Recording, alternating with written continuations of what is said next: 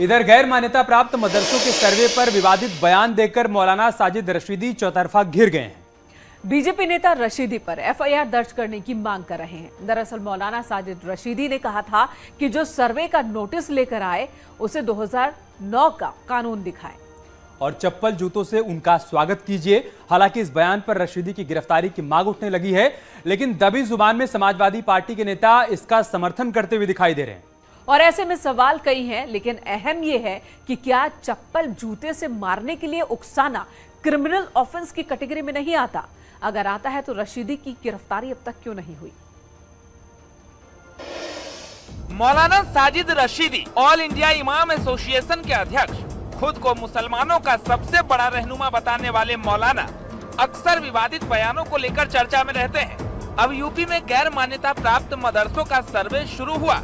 ये लगभग 80 एकड़ में सहजन के पत्तों को उगाते हैं। 100 ग्राम इन पत्तों के पाउडर को लगभग 600 से 800 तक के भाव में आराम से बेच देते हैं। आपको भी शुरू करना है तो अभी डाउनलोड कीजिए फ्रीडम ऐप को। तो मारपीट तक के लिए मुसलमानों को भड़काने लगे।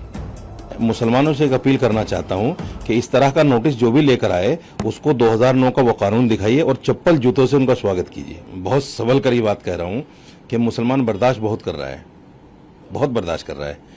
मुसलमान जिस दिन अपने अधिकारों के लिए उठ खड़ा होगा संवैधानिक रूप से, फिर ये सरकार अपने आप को बचा नहीं पाएगी। अब सवाल ये है कि अपने बयान से जहर उगलने वाले साजिद रशीदी पर कार्रवाई क्यों न हो? क्या चप्पल जूते मारने के लिए उकसाना इंडियन पेनल कोड के तहत क्राइम नहीं है? क्या ऐसे बयान सामाजिक भाईचारे के लिए खतरा नहीं है?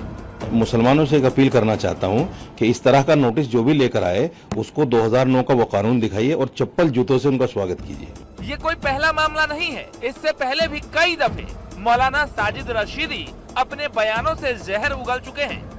साजिद रशीदी के जहरीले बोल क्या थे वो भी समझिए। जुमे की नमाज के बाद प्रदर्शन को जमहूरी हक बताया था। राम और गाय के नाम पर मुसलमान की लिंचिंग की बात कही थी। मुसलमान के दो स्थान, कब्रिस्तान या पाकिस्तान, इसकी वकालत की थी। हिजाब विवाद पर टॉपलेस होकर स्कूल कॉलेज जाती है लड़कियां, ये भी इन्होंने कहा था।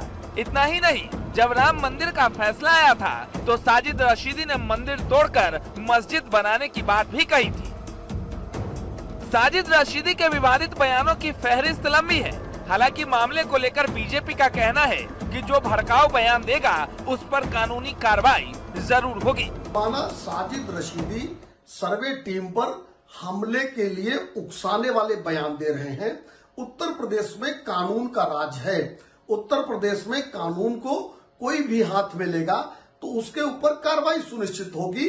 रशीदी जैसे लोग चाहते हैं कि मदरसे के संचालक, वहां के विद्यार्थी और अध्यापक सर्वे टीम पर हमला करें और उनके ऊपर एफआईआर हो।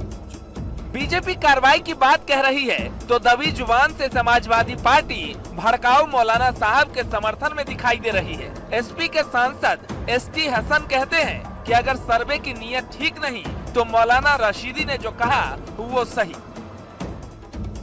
फिलहाल समाजवादी पार्टी को चप्पल से पीटने वाला बयान भड़काऊ नहीं लग रहा है, लेकिन रशीदी साहब इस बयान से सुर्खियों में है। सवाल फिर वही कि ऐसे भड़काऊ बयान पर एक्शन कब होगा? क्या साजिद रशीदी गिरफ्तार होंगे? Bureau report, news 18। न्यूज़ 18 संवाददाता